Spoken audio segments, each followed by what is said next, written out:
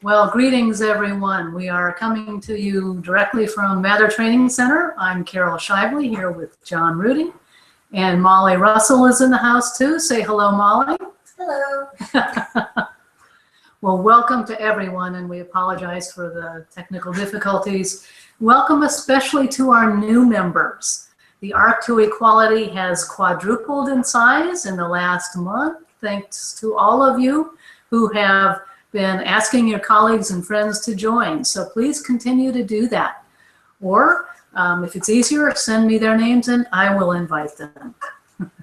As many of you know, just a quick update before we get into today's program. Our draft strategic plan is in the review process, and I've had meetings with leadership recently and just want you to know that the Arc to Equality is a high priority at the highest levels. I'll be briefing the director next month, and once the plan is finalized, we'll do a formal launch of the Arc to Equality. And particularly for our new members, we are basically a community of practice sharing information, ideas, and resources to help preserve the places and interpret the stories of the ongoing pursuit of equality for all Americans. We truly hope that we can be an agent of healing, reconciliation, and change, both in our workforce and in the world today. We'll also be having periodic calls to share all the great work that you're doing out there. And we also have an online platform called The Commons. If you're not already on board, let me know and I can help you. And you don't want to miss out on all the cool stuff that people are sharing. We'll also be doing a series of specialized learning opportunities. This is the first of those, and we'll be taking a look at a dialogue that Enimini, Ekong, and Kimble Talley did at Little Rock Central High School around the question, what is freedom? Dialogic or audience-centered techniques are a very powerful tool we have to cut straight to the heart of relevance of an issue and connect the stories of the past to today. So we wanted to discuss one of those to tell you a little bit more about it. And our format is going to be a little different today. It's more like the Actor Studio, if you've ever seen that. And this was John's idea. So now without further ado, I'm going to throw it over to John. So it's one of the things that Carol and I have been talking about is the idea of case studies and how to do a case study without having to write up 75 pages of case study. And one of the best ways that I think we can do a case study is actually talk to the people that do the work. Mm-hmm. And you guys are out there doing amazing work in the field. And so if you want to be here with us and participate in one of these case studies, let one of us know. And we can, if this goes well, we can bring you on the air too to talk about the amazing ARC work that you're doing. And there's people out there that are doing ARC work, they don't even know that they're doing ARC work. So today's format, we've got a little bit of interactivity. If you're joining us live here on the air, check out that hashtag. Isn't that beautiful art? That beautiful art is thanks to Molly over here. She said those was high school art classes came in handy. So our hashtag is hashtag #ARC2Equality, and you can use that on Facebook or on Twitter. Use a personal account. Don't tweet from the Parks account or something. But if you've got questions or comments or things you'd like to share with the grand audience, that's your best way to get in contact with us and to join the conversation. Is hashtag #ARC2Equality. So keep those comments and questions coming. Molly's monitoring the chat streams feverishly and is going to be bringing those questions into the room too. So we're excited. But what are we excited about? Well, we chose this first example. What is freedom? Partially because we knew about it, and we knew about it because well, I work next door to one of the people that was running it, and Enimini has been really key in pushing forward the concept of diversity, particularly when he was here in National Capital Region, but now he's taken it on a road show. So Enimini, I want to welcome you. How's everything going out there today? Excellent, excellent. Good afternoon, and good afternoon, Green and Gray, and anybody who's not in Green and Gray. We have some partners with us too. Absolutely. Well, welcome partners, and fellow park rangers or park staff, park team. It is a pleasure and a privilege to be with you all. I know, especially for those in the interpretive division, they're probably headlong into PMIS projects. So I value very much so your time and your attention, you taking out this rough hour to kind of hear about this technique, resource, success or / failure of an event. So. Well, don't sell yourself too short there, E. I think you can say that this event was a success. So, what was the event that you guys held out there in Little Rock? Absolutely. So, I'll dive straight into it. So we meaning Kimble Talley and I actually came up with an event that we wanted to hold here in Little Rock for variation of reasons, and so. I will kind of give a little bit of the back history on our journey to and through facilitated dialogue and using it as a technique and as an actual programmatic emphasis, and then why we developed the program that we did called Conversations with a Ranger. What does freedom mean? So about 2 years ago, when I had initially come to the park, one of my rangers had a very interesting experience where a segregationist attended our site.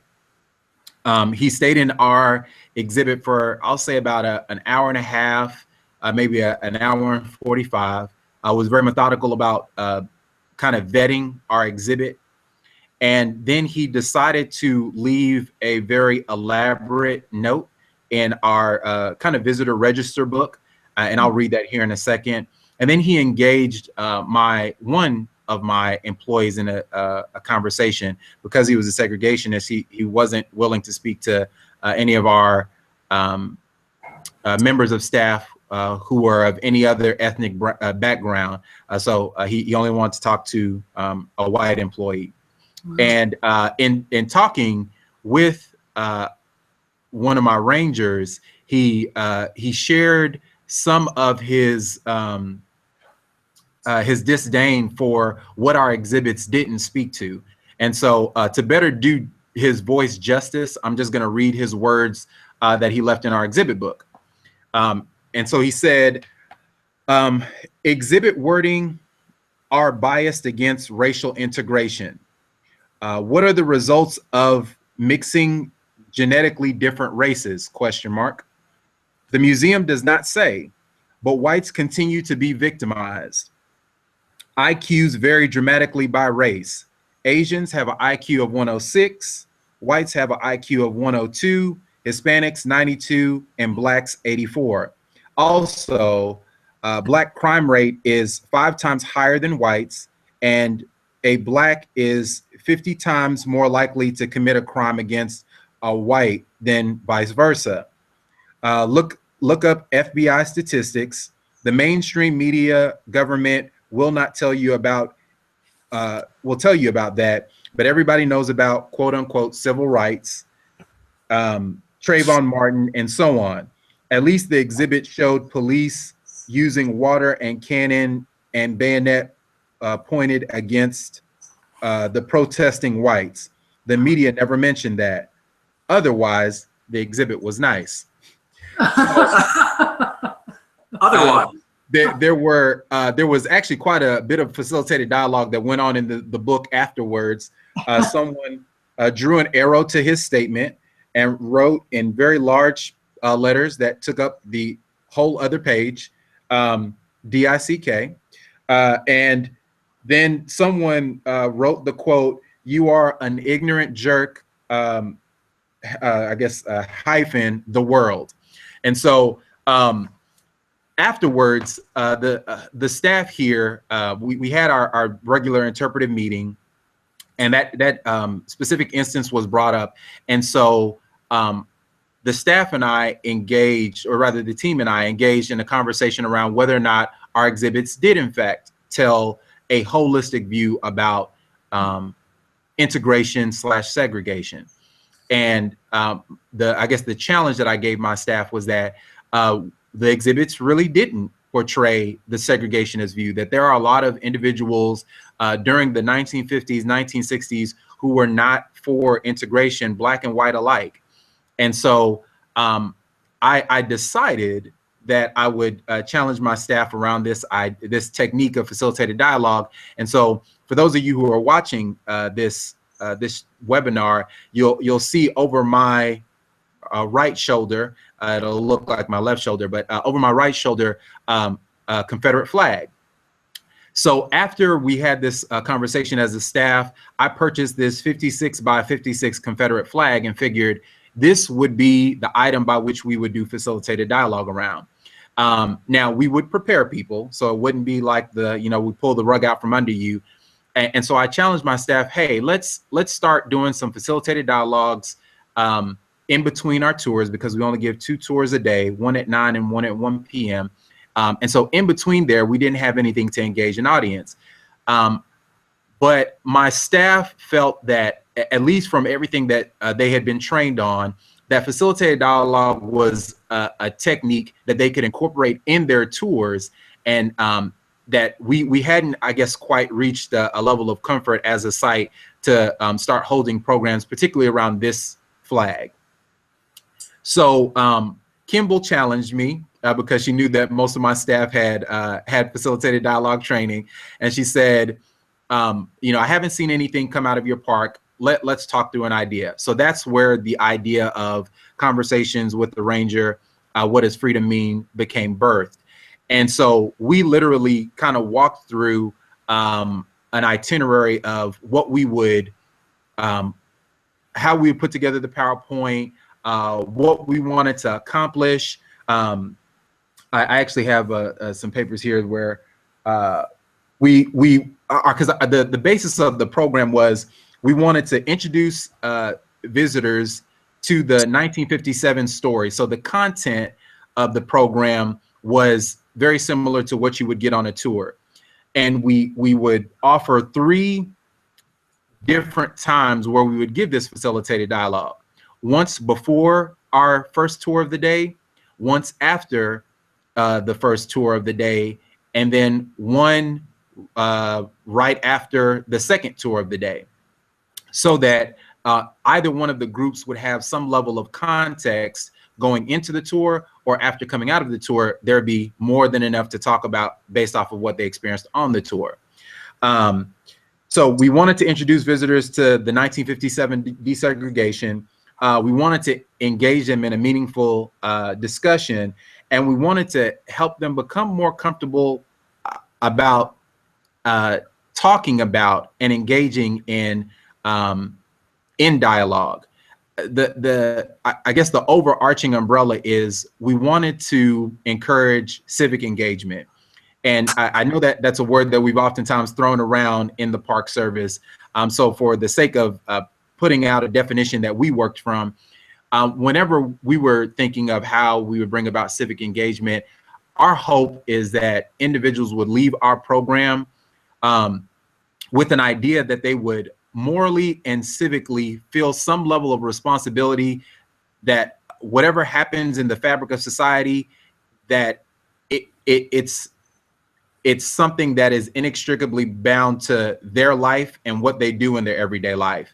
So that a person who watches anything that's going on TV, whether it's I don't want to leave any charged subjects out there, but let's just say there have been quite a few shootings that have been going on. We'll use something that's kind of, I wouldn't say outdated, but something that's had some time to ferment.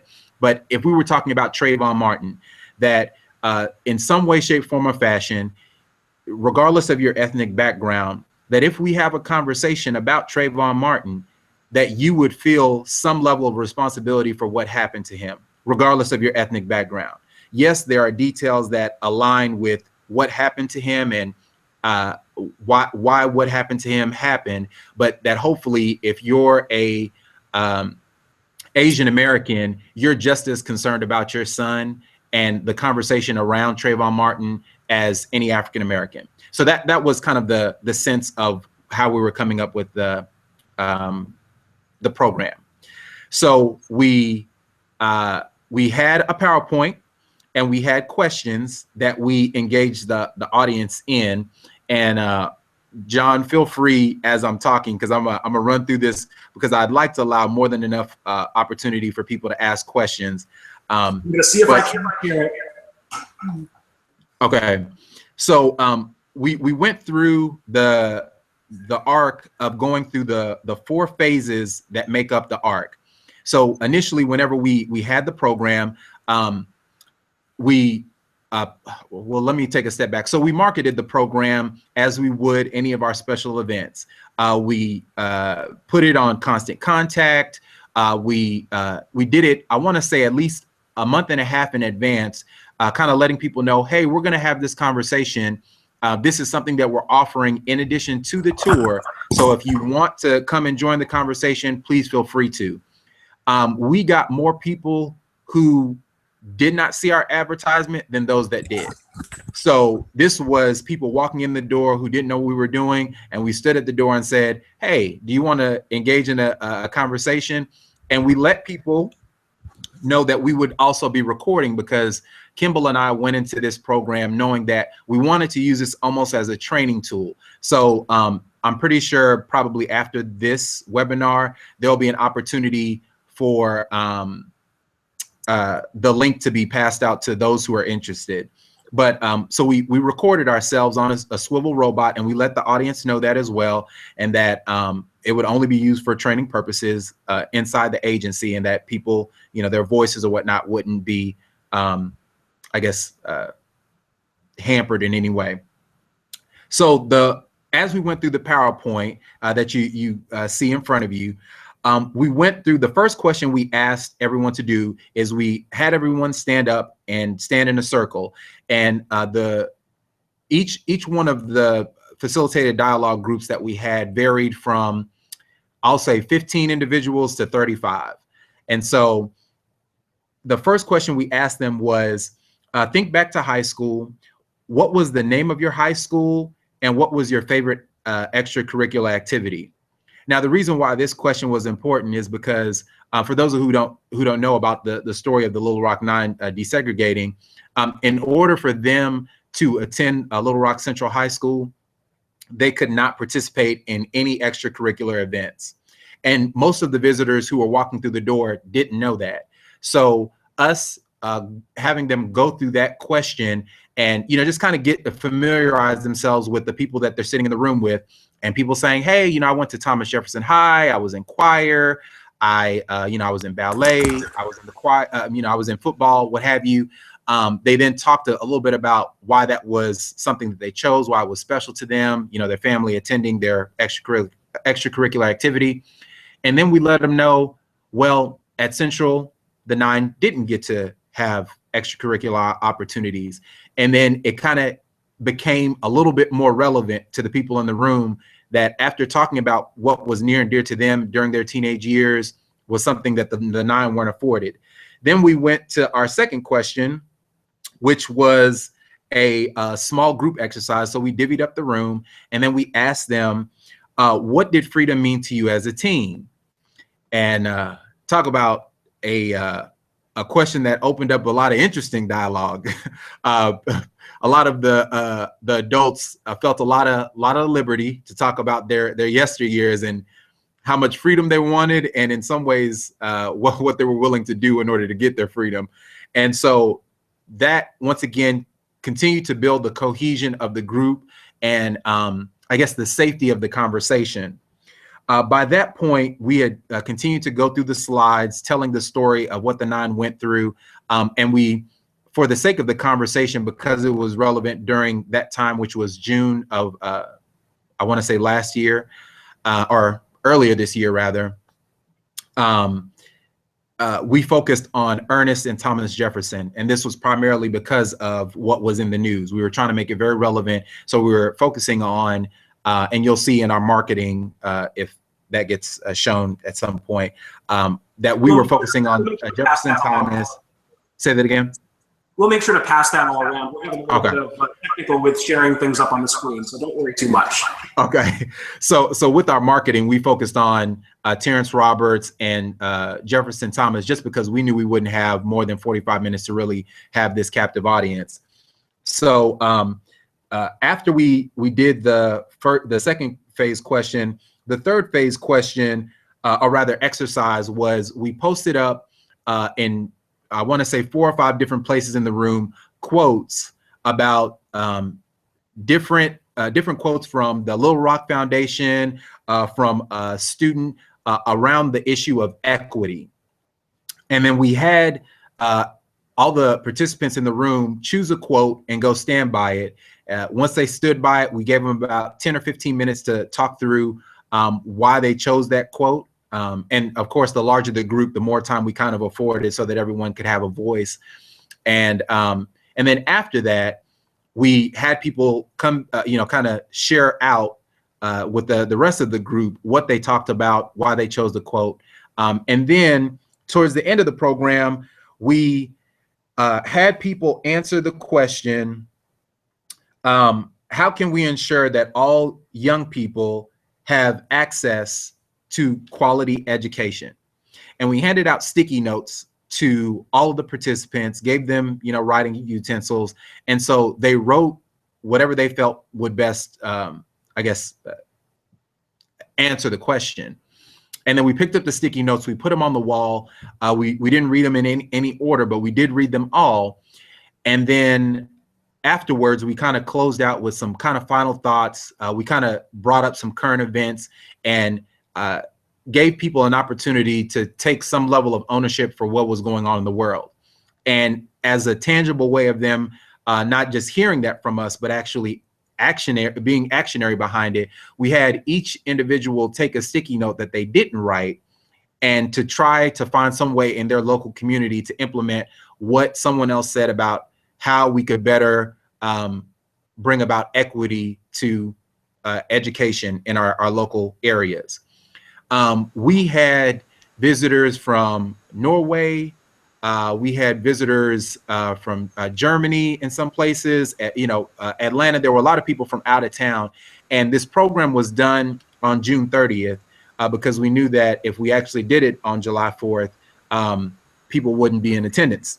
So just keep that in mind during your marketing, that you want to choose an optimal day where you know that people actually show up. But we knew on the brink of Independence Day that we wanted to ask this question around what freedom meant, but bring it into our site's story. And so people walked away wanting to still have the conversation. Some people didn't want to go on their tours.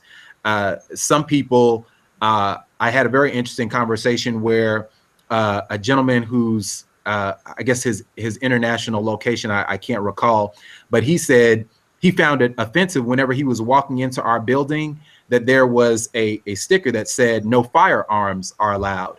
And he said the fact that in America, y'all even have that on buildings blows my mind. And so we engaged in a robust conversation around what he felt in his country, which once again, I can't recall where it is, but I just remember talking to him for about 20 minutes after the program because he was really livid about it. And he really felt like people's liberties were being challenged because of that sticker alone.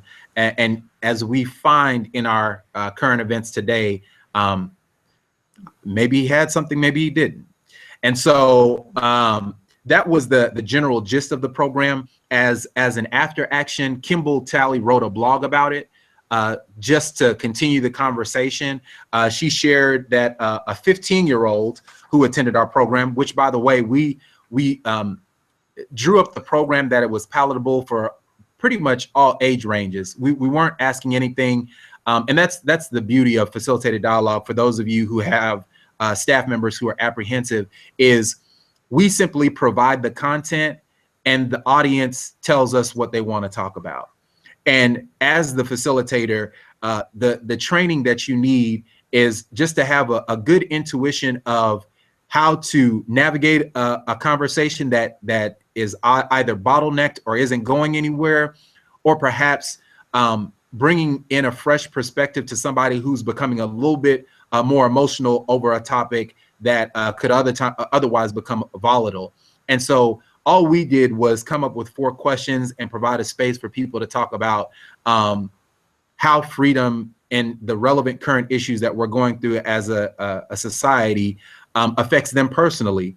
And we had very,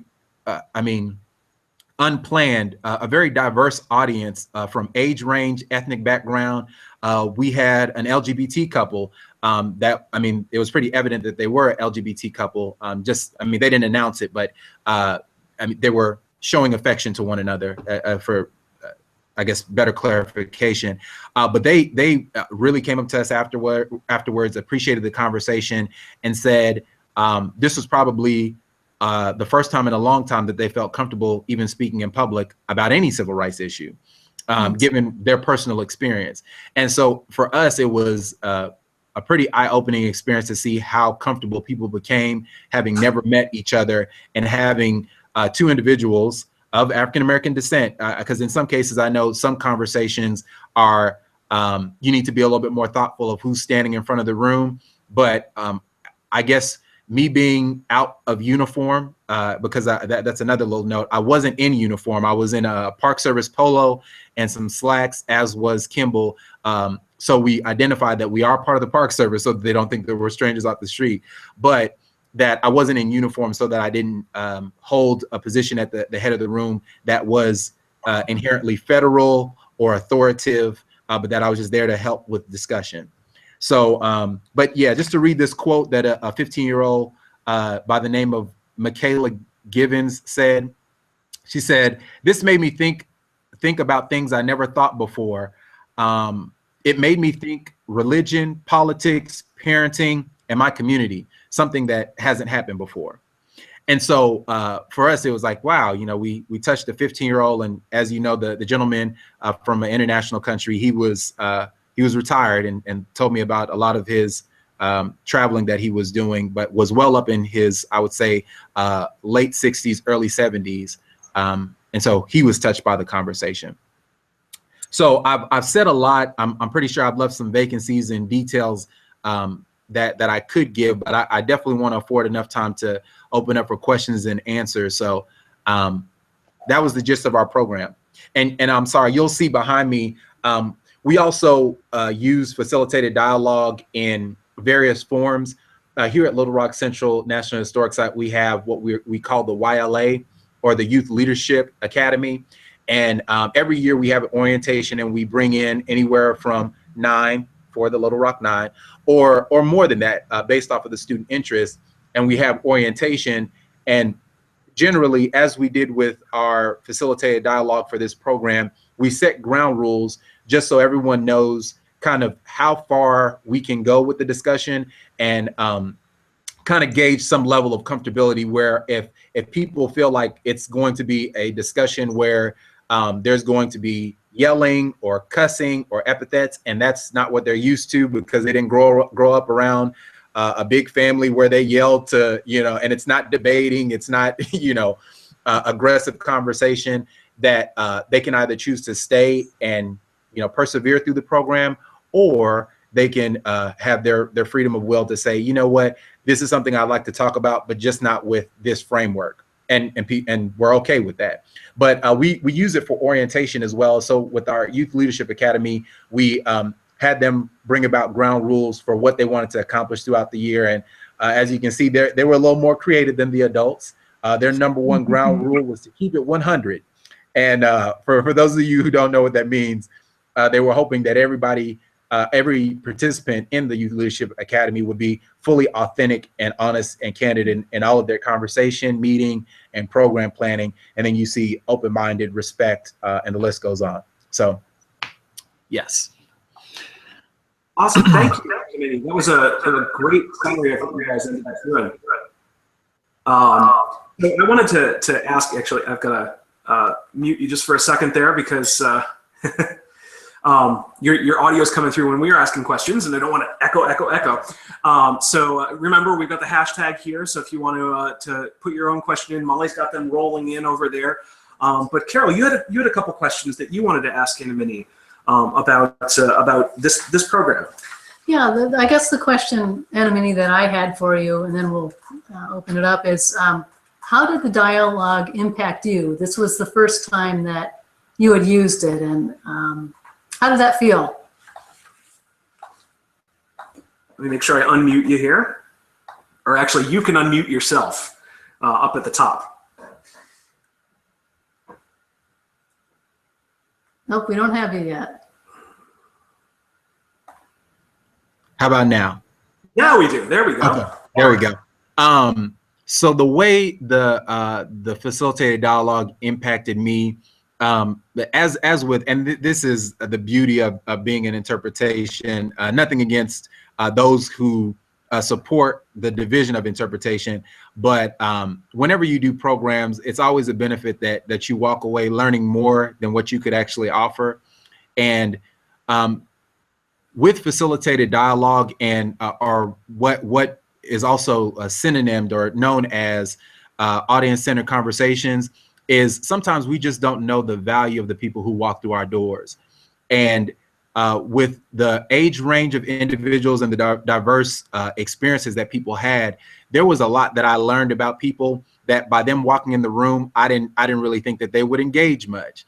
Mm-hmm. And so we had one mother who brought in her daughter, who was about 8 years old, and the program brought her to tears. One, from hearing the other stories of people who had experienced different discriminations, because I think whenever people talked about what did freedom mean to you as a teen, she didn't know how much freedom she had as a teen until she heard from other people what freedoms they didn't have. And so just the impact that it had on somebody to bring them to tears, for me, was just astounding that they could get that from someone who otherwise they would have seen in the exhibit, would have walked out and never would have known anything about that individual. Right.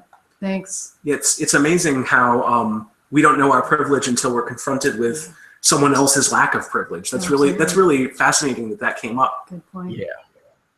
So a wise man once said to me, his name was Enimini Ekong, that you need to do the work to do the work. That you need to prepare yourself personally before you can even set out on this journey with visitors. So what kind of work did you have to do personally to help you get in a place where you could help other folks through this journey? One of the benefits to having been on the facilitated dialogue bandwagon early and being able to have these conversations enough to, I guess, develop some level of a thick skin is you never know what people are going to say. And I guess the reality, it's almost like, becoming a parent or anything that you have to actually do and be in the experience of to get the experience. It's not a real like a book that you can read, but you can never really be prepared for what people have been through. And I think that's the art behind the facilitated dialogue is all of us have our own life experiences, and some of them worse than others by personal perception.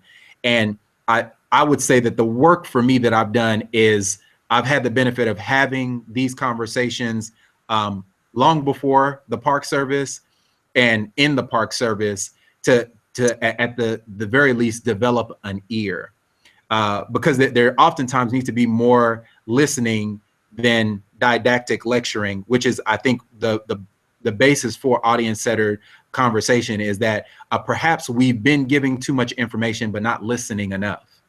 Right. No, that's great. That's great. So we have actually a question from Carlo on Twitter. What kind of engagement did you practice with community partners? Did you reach out to them ahead of time, conversations, planning, and then is this the type of thing that you might take out to community partners in the future? Absolutely.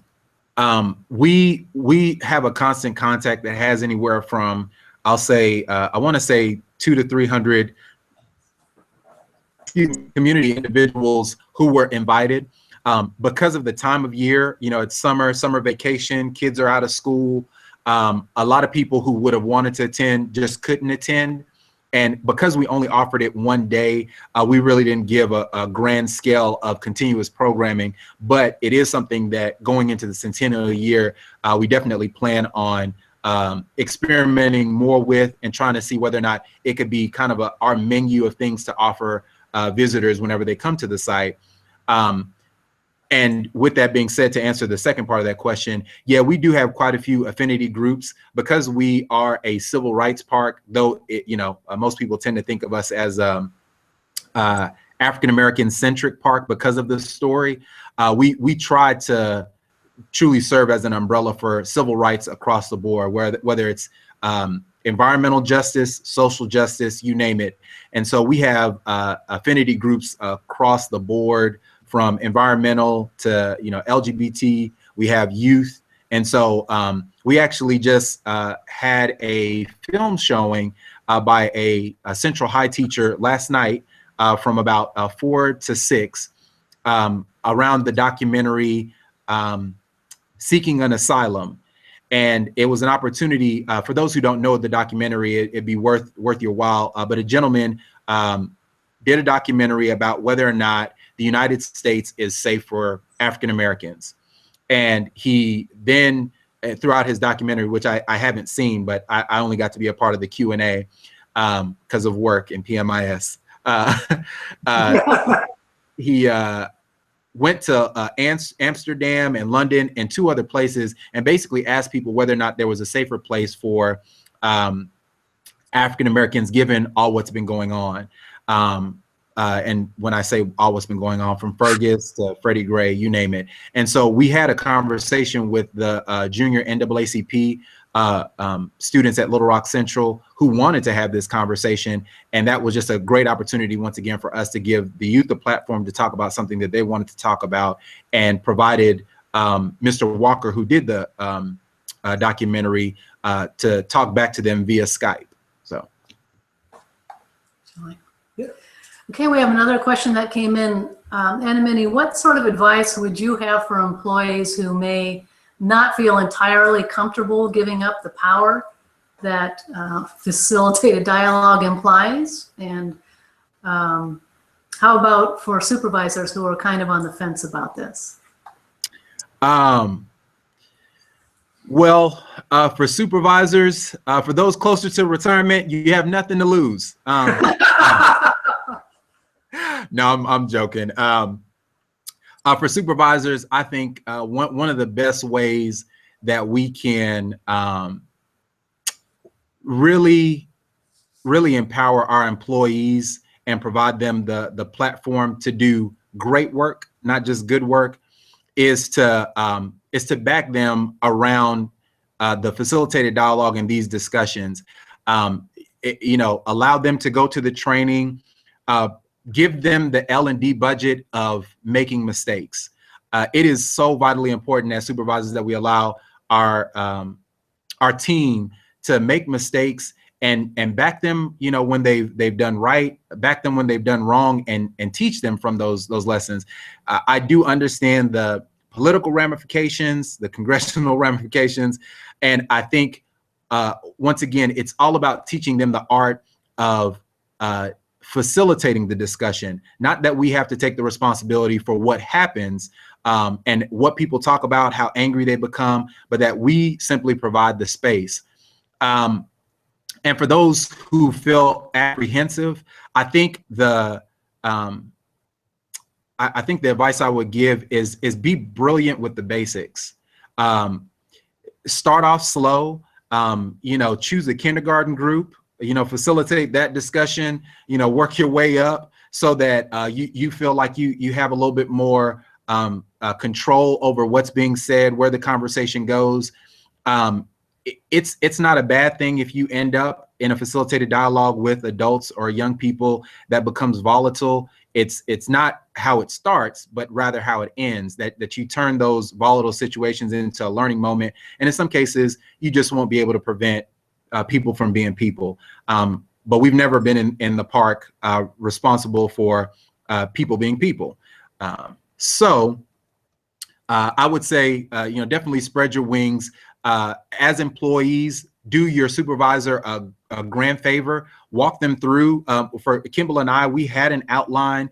We knew what we were trying to accomplish and the objectives. You do your supervisors a great service whenever they can point to a document of what was planned. And then, as we know, in the Park Service, we have to be flexible. Not every plan goes to the T as we plan it. And so definitely give them something to point to should conversations become volatile, that the objectives were that we provided a space for people to engage in something that is meaningful beyond the park, because we want to make the world a better place, right? That's why the agency exists. Not that we, can provide great programs to the taxpayers, but that in some way the taxpayers see that they can't live without the National Park Service, because otherwise we won't be here for another 100 years. Shameless plug, I'm sorry. Okay. Well, and Enimini, I would just say too, that just to make our viewers aware of the fact that this is an advanced interpretive skill. So it's not something that you run into unadvisedly or lightly. So that here at Mather, they offer training courses and have toolkits. In fact, you can see the address of the toolkit right down here. Right there. So yeah, take advantage of those tools. There are strong guidelines on how to develop an arc of dialogue and use different dialogic techniques. So yeah, you don't want to just run into this. I'll also throw in there, and I think my staff has done a superb job. Because as I shared, the staff wasn't at a place where they felt like we should be having a program around that flag that's still hanging over my right shoulder, and have a program simply about that, or that it would be hanging in the middle of our visitor center for people to walk in and then choose to walk out, but rather that they would begin to flex their facilitated dialogue muscles by incorporating in their tour. And so our tour length has increased because we have rangers who will ask the question, what would you do if you were one of the 9? And I mean, the conversation can go all over the map. And we talk about the silent witnesses, not just what happened to the 9, but the individuals who watched things happen to the 9. How often have we seen someone being beat up on the side of the street, or someone who was jumped, or someone who was in an accident, and we either turn a blind eye to it, or we're running to the scene because you're an EMT, or you just care about the fact that someone's in an accident. And so there are different ways that you can flex your muscles. You don't necessarily have to put on a full-on facilitated dialogue, but you can just find ways to incorporate it in what you're already doing until you feel comfortable. Yeah, because it is in fact a technique. It sounds so relevant to today. I mean, are we silent witnesses to what's going on today? Molly had a question about, have you had experience yet where dialogue or someone's opinion got so hot that you just had to back off, or that you felt uncomfortable not really knowing how to deal with it? As a confrontational individual, backing off isn't my strong suit. No, I say that lightly, though. And this was said last night in the documentary showing. Sometimes people don't listen until they're mad, and oftentimes that's a good sign that what you're doing is meaningful, because at least for myself. The people who get most under my skin are the people that I love and care for. And so that someone cares about a topic or a subject when it becomes emotional for them. And so when it does get volatile, acknowledge that means something to them. And I think that's a great opportunity for the lady who became emotional about hearing about other people's freedom. We validated that and said, this is an awesome opportunity for us to all reflect on our freedoms. And so it became a teachable moment.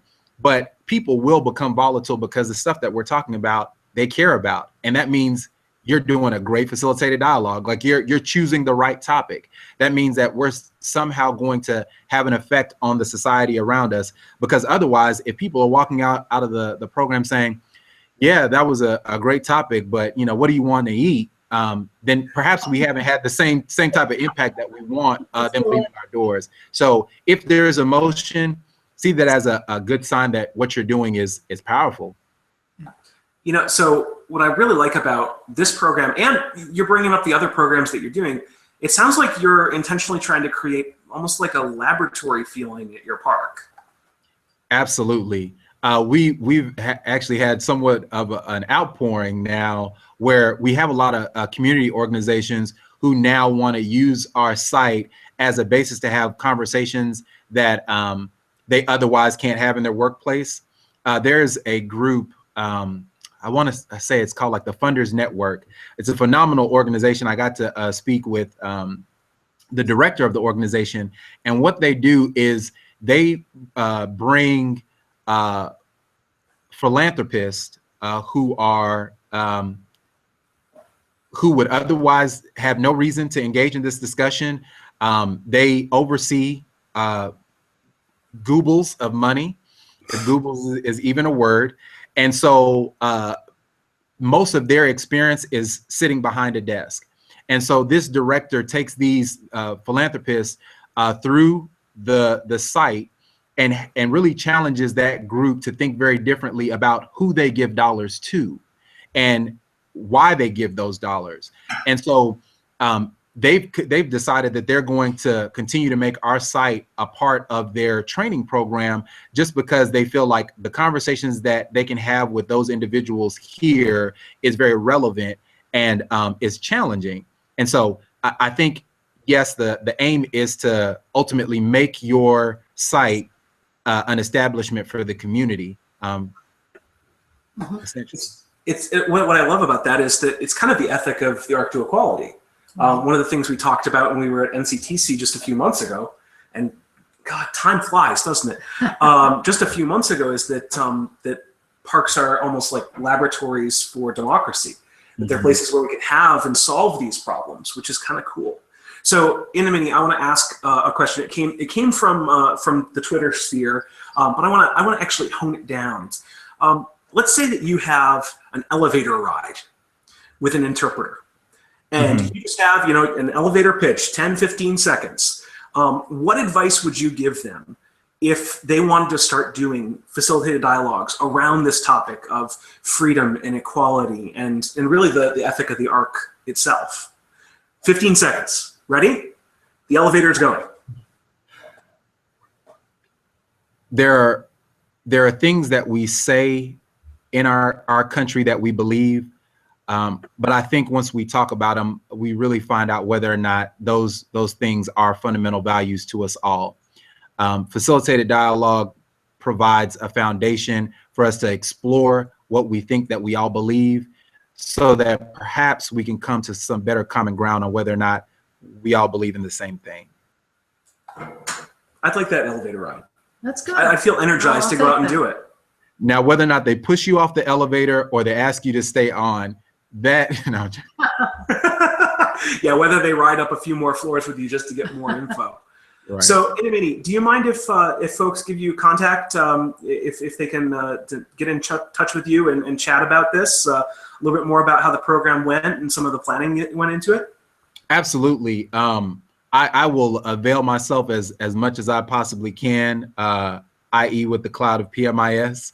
But no, in all seriousness, I'm more than willing to talk to supervisors and field rangers and anyone, outside the Division of Interpretation who's interested in having this. Even I'm personally outside of the NPS realm. I'm doing this in my personal life, in other facets of communities that I'm a part of, because I think facilitated dialogue isn't necessarily just a technique as much as it is perhaps a lifestyle where we listen and engage around these topics, so that we're not simply letting, no offense, but the general media dictate how we think as a country, that we have to stop being common consumers and challenge people to think.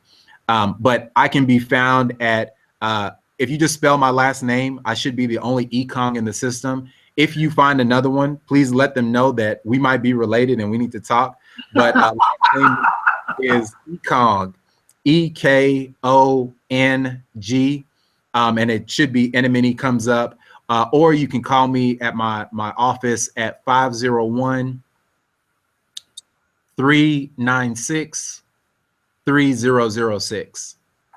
And your name is also down below the video right here in the description of the video, spelled correctly, so that folks, all Park Service emails are first name _ last name @nps.gov. So that also gives it to them too.